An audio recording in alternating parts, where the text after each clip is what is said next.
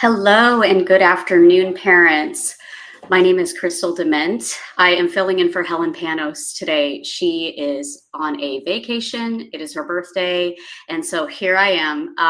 Today, we're going to be talking about ADHD hacks for responsibility. And so, who better to help with that one than the executive function coach, Coach Krystal? So, I'm glad you guys are here. I know that there's a lot of talk around this subject. And so the truth is it's not a matter of won't do, it's a matter of can't do. Okay. So with people with executive dysfunction, it's not like they don't know what to do. It's doing what they know. Okay. You might have heard that said in another way out there in the ether. But we want to tackle that. And so it's not in the traditional way. Their brains are wired differently. And once we understand that, we can use simple, effective strategies to make a huge difference. So, in the next 15 minutes, I'm going to give you 3 practical hacks. Okay, so pay attention that you can start using today to build responsibility in a way that actually works. Sound good? All right. So, first, we're going to start with the brain behind the behavior. Let's quickly talk about why this is so hard. At the core of ADHD are executive function deficits. Okay, so executive dysfunction. Think of executive functions as the CEO of the brain. They're in charge of planning, organizing, starting tasks, and staying on track. For a child with ADHD, this CEO is often a long coffee break. So when you see a messy room, it's not disrespect. It's a planning and organization challenge. When they forget their jacket, it's not carelessness, okay? It's usually a working memory issue, okay? So the key is to stop trying to force them to remember and start building systems that do the remembering for them. Our goal is to support the skill, not to punish the symptom. And so, hack 1 is get it out of their heads. Okay, this is my favorite one, offloading. You might hear me say this a lot. So, our kids can't just remember. Okay, so our first hack is to externalize the responsibility. We need to get the responsibility out of their brain and into the world where they can see it. Use visual checklists. Don't just say clean your room. Give them a checklist with pictures or simple words. This gives them a clear visual map of what needs to be done. The second one is post it on a whiteboard. And I can't say this one big enough, but when something is written big on a whiteboard, the importance is big as well. And so it's very helpful. Make it simple. And put it in the kitchen, somewhere that everybody goes, in a central spot, right? List daily chores or homework on this board. It's a visual cue they can't ignore. So they can't walk past it and say that they didn't see it or whatever, because it's there and it's huge. Now, if it does go over a long period of time that you're using this whiteboard and they start to ignore it, that's called alarm fatigue, is what we call that. So that means that they've seen it so many times that it just turned into background noise. And what you need to do in that situation is move that board to a new place that's either more in their face or in their path. Okay. So you can do the same thing with other alarms that you have, which brings me to the next point, which is set alarms. Use a phone or smart speaker to set alarms for different tasks. Label each one. Time to get dressed, time to brush teeth. Really make it that simple, because it is that difficult to follow through with those things. The alarm becomes the reminder, so you don't have to be, because we don't want to have to do that. We want to make sure that they can take responsibility for their own actions, and teaching them how to use these visual checklists, the whiteboard, and setting the alarms are things that they're going to use for the rest of their life. And so I reiterate once again, make it simple Make it visual and make it consistent. So moving on from there, hack number 2, stack and automate.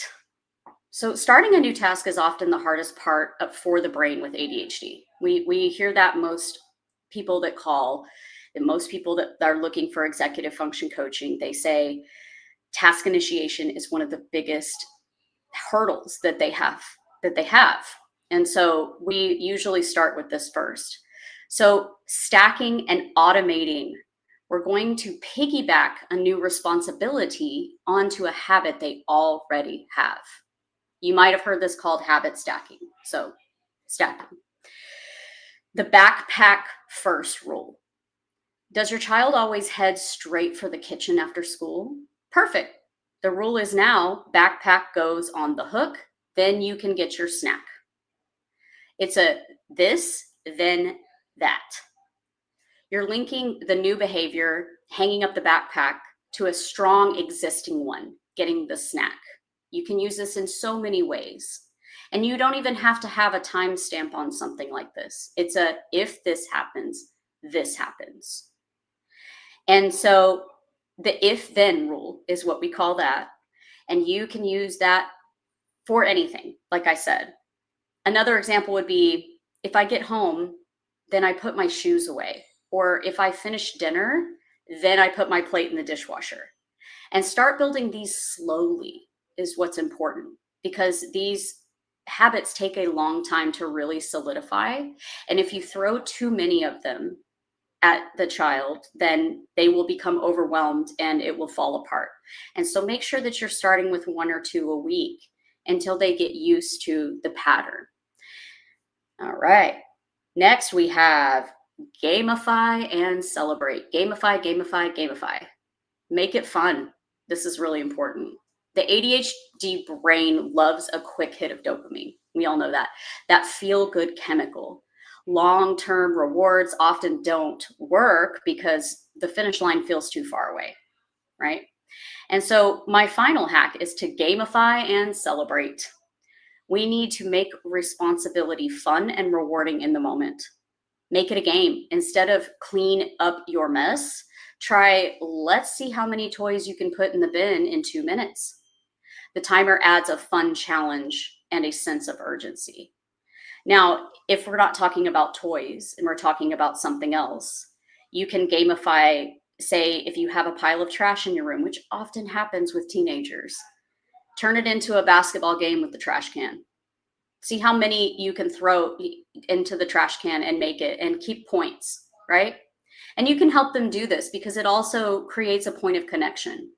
It makes cleaning not so a solo task that is boring, and more so a you and me thing that we do together, right?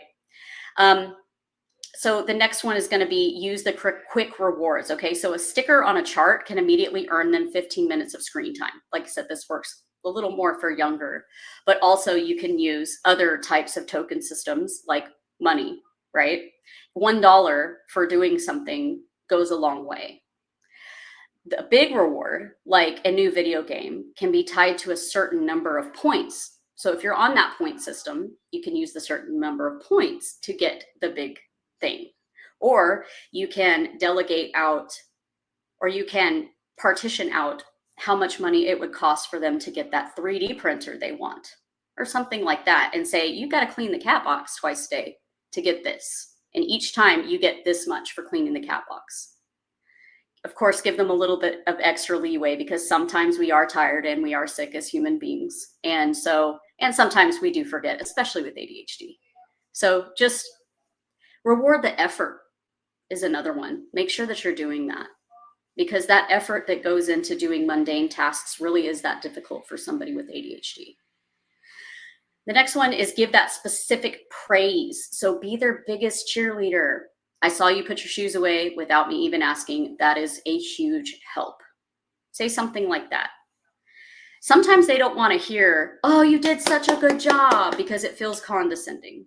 So say something like that without me even asking. You're a huge help. I really appreciate you.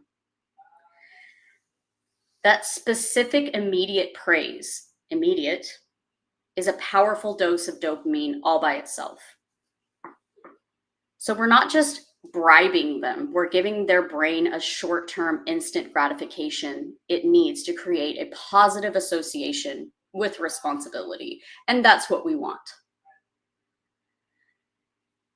So the next thing I'm going to do is ask if anybody has any questions out there.